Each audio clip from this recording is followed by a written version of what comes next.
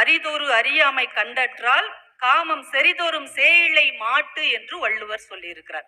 ஒவ்வொரு புத்தகத்தை நீங்க படிக்கும் போதும் உங்களுக்கு அறிவு வராது.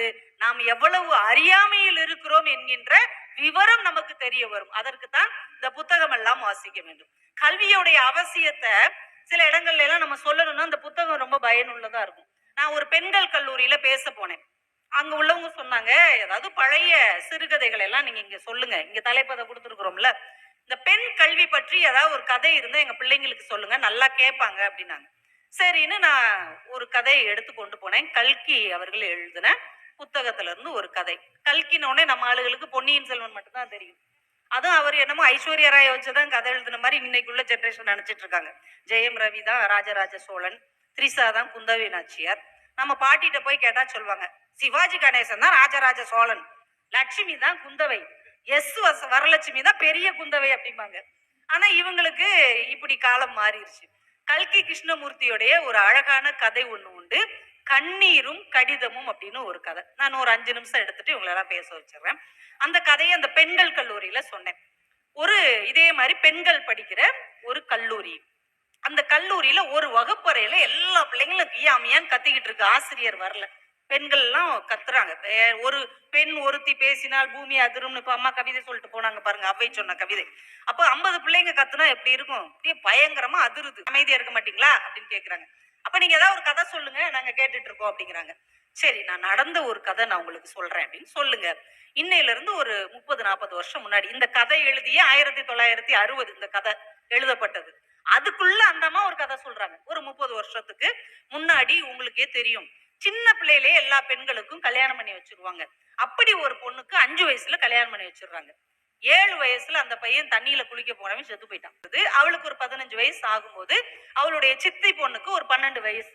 அந்த பொண்ணுக்கு திருமணம் நிச்சயிக்கப்படுகிறது. அப்பெல்லாம் ஒரு வாரம் 4 நாள் 5 நாள் திருமணம் நடக்கும்.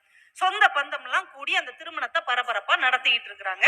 எல்லா வேலையும் இந்த பிள்ளை இழுத்து போட்டு செய்யுது. சமையல் செய்யறதுல இருந்து, ஸ்வீட் செய்யறதுல இருந்து, எல்லா வேலையும் பூ கட்டுறதுல இருந்து எல்லாம் செய்யுது.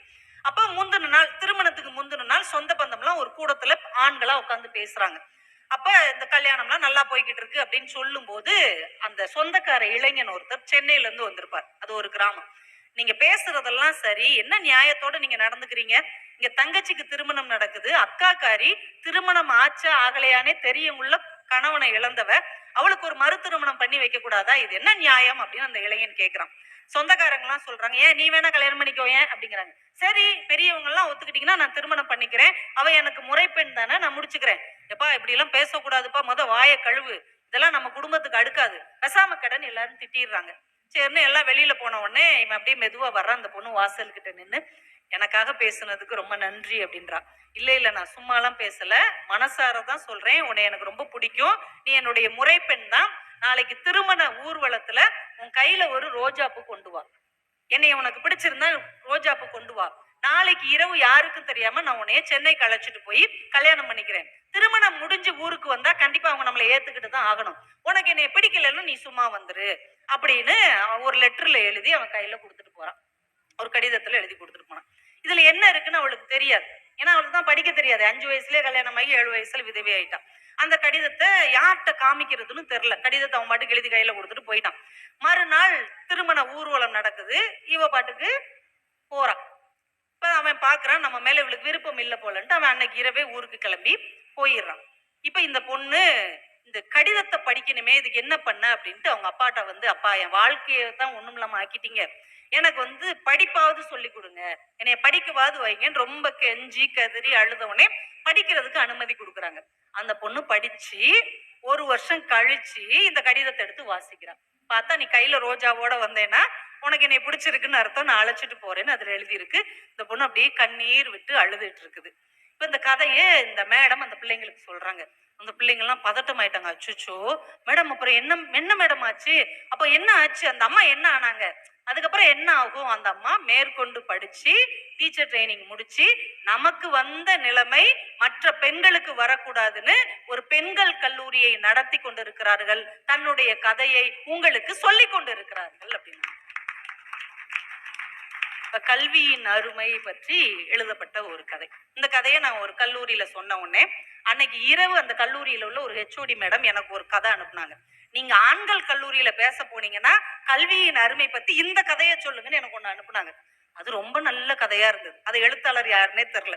அது என்ன கதை அப்படின்னா, ஒரு 3வது வருஷம் ஃபைனல் இயர் படிக்கிற ஒரு மாணவன் ஒரு மாணவிய காதலிக்கிறான். அந்த காலத்து டீசெண்டான காதல். அந்த பொண்ணுகிட்ட போய் ஒரு புக்ல காதல் கடிதம் வச்சு கொடுக்குறான்.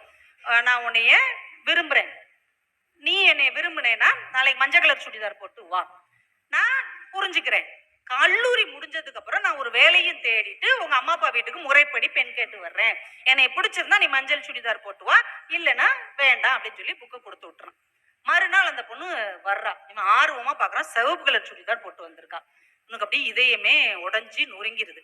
இந்தாங்க உங்க புக்குன்னு கொடுத்துட்டு போயிடுறான். அந்த புத்தகத்தை தூக்கி என்கிட்ட ஒரு ஓரத்துல போட்டுறான். காலங்கள் ஓடுகிறது. கல்யாணம் அவங்க வேற யாரையோ கல்யாணம் பண்ணி போயிடுறாங்க. 10 வருஷம் கழிச்சு இவன் வீட்டுல இருக்கிற புத்தகத்தை எல்லாம் நீட் பண்ணும்போது இந்த புத்தகத்தை பிரிக்கிறான். உள்ள ஒரு கடிதம் இருந்திருக்கு. எடுத்து பிரிச்சு பார்த்தா அதுல அந்த பொண்ணு எழுதின கடிதம் இருக்கு.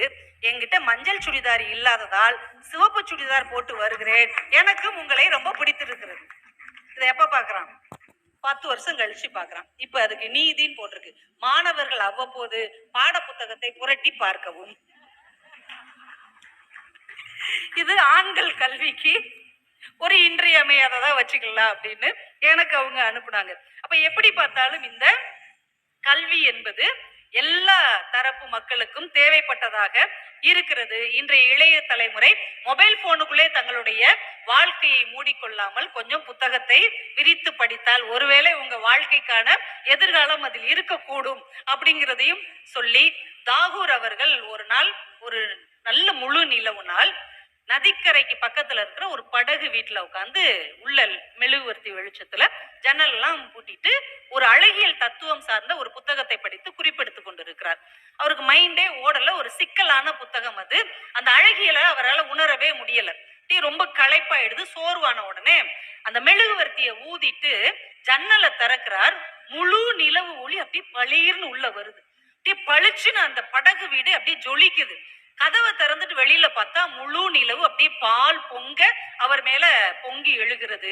உடனேதான் அவர் உள்ள ஓடி வந்து எழுத தொடங்குகிறார்.